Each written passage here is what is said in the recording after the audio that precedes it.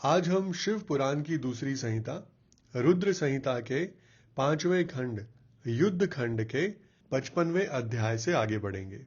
55वां अध्याय, जिसका शीर्षक है श्री कृष्ण द्वारा बाण की भुजाओं का काटा जाना, सिर काटने के लिए उद्धत हुए श्री कृष्ण को शिव का रोकना और उन्हें समझाना, श्री कृष्ण का परिवार समेत द्वारका को लौट जाना, बाण का तांडव नृत्य द्वारा शिव को प्रसन्न करना, शिव द्वारा उसे अन्यान्य वरदानों के साथ महाकाल तत्व की प्राप्ति।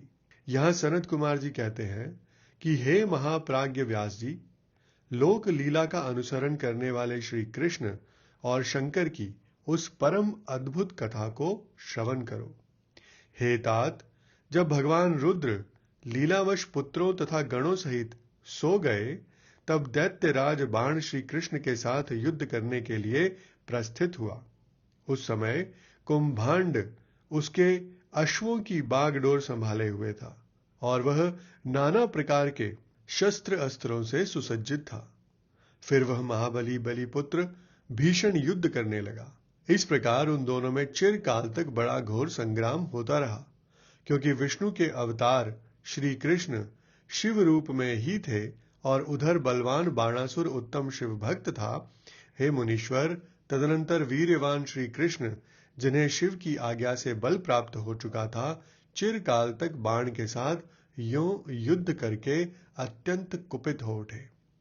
तब शत्रु वीरों का संहार करने वाले भगवान श्री कृष्ण ने शंभु के आदेश से शीघ्र ही सुदर्शन चक्र द्वारा बाण की बहुत सी भुजाओं को काट डाला। अंत में उसकी अत्यंत सुंदर 4 भुजाएं ही अवशेष रह गई और शंकर की कृपा से शीघ्र ही उसकी व्यथा भी मिट गई। जब बाण की स्मृति लुप्त हो गई और वीर भाव को प्राप्त हुए श्री कृष्ण उसका सिर काट लेने के लिए उद्धत हुए, तब शंकर जी मोह निद्रा को त्याग कर उठ खड़े हुए और यों बोले। रुद्र ने कहा, हे देवकी नंदन, आप तो सदा से मेरी आज्ञा का पालन करते आए हैं। हे भगवान, मैंने पहले आपको जिस काम के लिए आज्ञा दी थी वह तो आपने पूरा कर दिया। अब बाण का शिरच्छेदन मत कीजिए और सुदर्शन चक्र को लौटा लीजिए।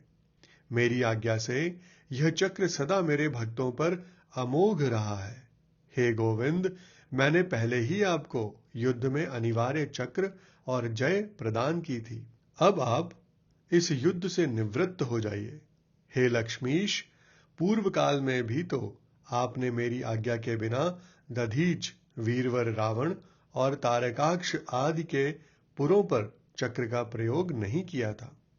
हे जनार्दन, आप तो योगीश्वर, साक्षात परमात्मा और संपूर्ण प्राणियों के हित में रत रहने वाले हैं। आप स्वयं ही अपने मन से विचार कीजिए। मैंने इसे वर दे रखा है कि तुझे मृत्यु का भय नहीं होगा। मेरा यह वचन सदा सत्य होना चाहिए। मैं आप पर परम प्रसन्न हूं। हे हरे, बहुत दिन पूर्व यह गर्व से भरकर उन्मत्त हो उठा और अपने आप को भूल गया था। तब अपनी भुजाएं खुजलाता हुआ यह मेरे पास पहुंचा और बोला, मेरे साथ युद्ध कीजिए। तब मैंने इसे शाप देते हुए कहा कि थोड़े ही समय में तेरी भुजाओं का छेदन करने वाला आएगा, तब तेरा सारा गर्व गल जाएगा। फिर शिव ने बाण की ओर देखकर यूं कहा, मेरी ही आज्ञा से तेरी भुजाओं को काटने वाले ये श्री हरि आए हैं। फिर श्री कृष्ण से कहा कि अब आप युद्ध बंद कर दीजिए और वर वधु को साथ ले अपने घर को लौट जाइए। यों कहकर महेश्वर ने उन दोनों में मित्रता करा दी और उनकी आज्ञा ले वे पुत्रों और गणों के साथ अपने निवास स्थान को चले गए। सनत कुमार जी बताते हैं कि हे मुने, शंभु का कथन सुनकर अक्षत शरीर वाले श्री कृष्ण ने सुदर्शन को लौटा लिया और विजय श्री से सुशोभित हो वे बाणासुर के अंतःपुर में पधारे। वहां उन्होंने उषा सहित अनिरुद्ध को आश्वासन दिया और बाण द्वारा दिए गए अनेक प्रकार के रत्न समूहों को ग्रहण किया। उषा की सखी परम योगिनी चित्रलेखा को पाकर तो श्री कृष्ण को महान हर्ष हुआ। इस प्रकार शिव के आदेशानुसार जब उनका सारा कार्य पूर्ण हो गया तब वे श्रीहरि हृदय से शंकर को प्रणाम कर और बलिपुत्र बाणासुर की आज्ञा ले परिवार सहित अपनी पुरी को लौट गए। द्वारका में पहुंचकर उन्होंने गरुड़ को विदा कर दिया। फिर हर्षपूर्वक मित्रों से मिले और स्वेच्छा अनुसार आचरण करने लगे। इधर नंदीश्वर ने बाणासुर को समझाकर यह कहा, हे भक्त शार्दूल, तुम बारंबार शिव जी का स्मरण करो, वे भक्तों पर अनुकंपा करने वाले हैं। अतः उन आदि गुरु शंकर में मन समाहित करके नित्य उनका महोत्सव करो। तब द्वेष रहित हुआ महामनस्वी बाण नंदी के कहने से धैर्य धारण करके तुरंत ही शिव स्थान को गया। वहां पहुंचकर उसने नाना प्रकार के स्तोत्रों द्वारा शिवजी की स्तुति की और उन्हें प्रणाम किया। फिर वह पादों से ठुमकी लगाता हुआ और हाथों को घुमाते हुए नाना प्रकार के आलीड़ और प्रत्यालीड़ आदि प्रमुख स्थानकों द्वारा सुशोभित नृत्यों में प्रधान तांडव नृत्य करने लगा। उस समय वह हजारों प्रकार से मुख द्वारा बाजा बजा रहा था और बीच बीच में भौहों को मटकाकर तथा सिर को कंपाकर सहस्त्रों प्रकार के भाव भी प्रकट करता जाता था।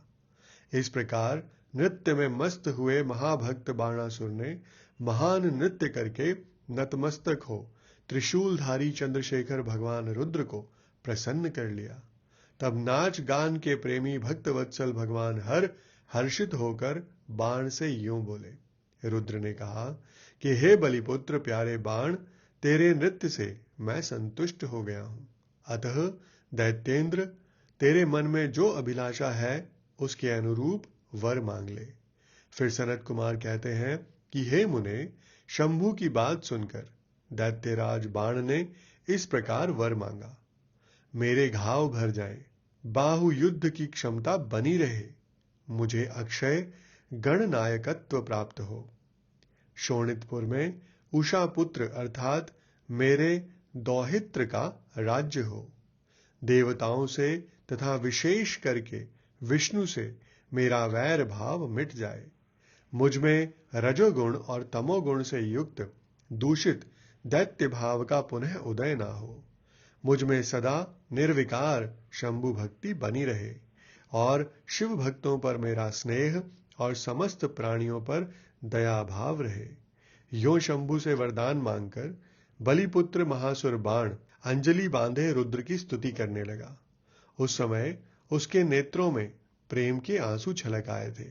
तदनंतर जिसके सारे अंग प्रेम से प्रफुल्लित हो उठे थे, वह बलिनंदन बाणासुर महेश्वर को प्रणाम करके मौन हो गया। अपने भक्त बाण की प्रार्थना सुनकर भगवान शंकर, तुझे सब कुछ प्राप्त हो जाएगा, यूं कहकर वहीं अंतर्धान हो गए। तब शंभु की कृपा से महाकाल तत्व को प्राप्त हुआ रुद्र का अनुचर बाण परमानंद में निमग्न हो गया। व्यास जी, इस प्रकार मैंने संपूर्ण भुवनों में नित्य क्रीड़ा करने वाले समस्त गुरुजनों के भी सद्गुरु शूलपाणी भगवान शंकर का बाण विषयक चरित, जो परमोत्तम है, कर्ण प्रिय मधुर वचनों द्वारा तुमसे वर्णन कर दिया। इसके साथ ही आज का हमारा यह एपिसोड यहीं संपन्न होता है। मैं फिर आपके समक्ष उपस्थित होऊंगा हमारे अगले एपिसोड के साथ। आप सभी का मुझे इतने धैर्य एवं ध्यान से सुनने के लिए बहुत बहुत धन्यवाद।